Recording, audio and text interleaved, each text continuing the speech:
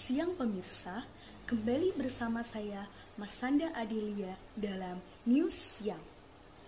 Langsung saja kita masuk ke topik utama pada hari ini. Kemajuan iptek pada era digital sekarang ini dapat melahirkan pengaruh negatif bagi perilaku masyarakat, khususnya dalam bidang sosial budaya. Berikut ini merupakan contoh pengaruh negatif iptek dalam bidang sosial budaya yang terjadi di Indonesia. Yang pertama adalah tawuran antara dua kelompok remaja yang terjadi di flyover atau jembatan layang yang terletak pada Kampung Melayu, Jatinegara, Jakarta Timur pada hari Rabu 2 Februari 2022. Bagaimana kronologi yang terjadi? Saksikan berita selengkapnya berikut ini. Inilah aksi saling serang menggunakan senjata tajam bambu antara dua kelompok remaja.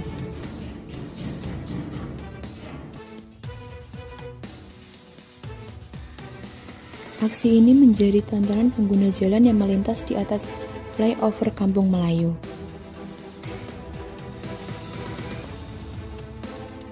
Dari arah Jalan Abdullah Shafii menuju Jalan Basuki Rahmat.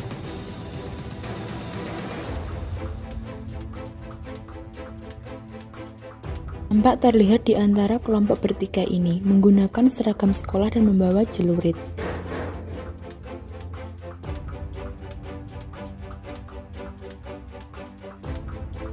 Tidak ada petugas ataupun warga di lokasi yang melerai.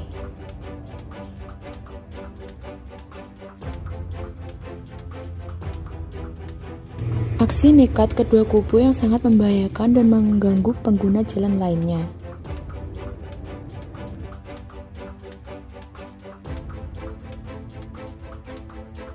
Akibat aksi ini, lalu lintas di bawah flyover sempat terhenti. Karena tidak berani melintas takut terkena sasaran. Tawuran menjadi persoalan yang tidak bisa terselesaikan sampai sekarang dan tidak mencerminkan hal yang baik serta dapat ditiru karena sangat mengganggu masyarakat dan tak jarang merusak fasilitas publik serta menjadi perbuatan kriminal karena sudah terjadi pembunuhan. Dilihat dari senjata yang digunakan para pelaku tawuran, tidak sedikit menggunakan senjata tajam. Oleh sebab itu, keprihatinan ini harus ditindaklanjuti agar pelajar sebagai kelompok remaja calon generasi penerus bangsa dapat berfungsi sebagai yang diharapkan. Yang kedua adalah perampokan terhadap pelajar yang terjadi di Jalan Sempurna, Medan, Sumatera Utara. Bagaimana kondisi sang pelaku dan korban? Saksikan berita selengkapnya berikut ini. Aksi perampokan pelajar di siang hari. Inilah rekaman CCTV yang merekam aksi perampokan terhadap seorang pelajar. Peristiwa ini terjadi di siang hari. Korban langsung diminta menyerahkan telepon genggamnya. Pelaku berhasil mendapatkan HP korban. Berkat rekaman kamera pengawas, salah satu pelaku berhasil ditangkap oleh petugas unit Eskrim Polsek Medan Kota. Menurut saya, seorang pelajar tersebut mengalami tindakan kriminal di mana sang pelaku perampokan mengambil kepemilikan seseorang atau sesuatu dengan tindakan kasar dan intimidasi. Selain itu juga melibatkan kekerasan dan mengancam dengan benda tajam, sehingga dapat menyebabkan jatuhnya korban.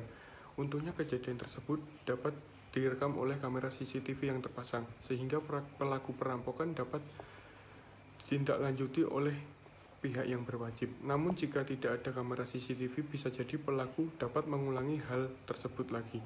Oleh karena itu, keprihatinan ini harus ditindaklanjuti agar tindak kriminal perampokan bisa diberantas oleh pihak yang berwajib, sehingga membuat lingkungan aman dan tentram. Terima kasih.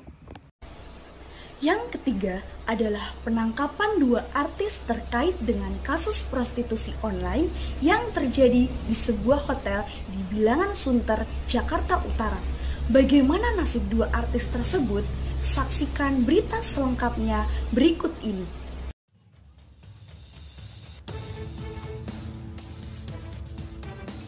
Inilah rekaman CCTV yang menunjukkan 2 artis yang diduga terlibat prostitusi online tiba di hotel daerah Sunter, Jakarta Utara pada Selasa malam lalu. MA tiba di hotel terlebih dahulu dan menemui mucikari di lobi hotel tersebut. Setelah mendapat kunci hotel, ia menuju kamar yang sudah dipesan. Sementara itu, ST masuk ke hotel bersama salah satu tersangka mucikari.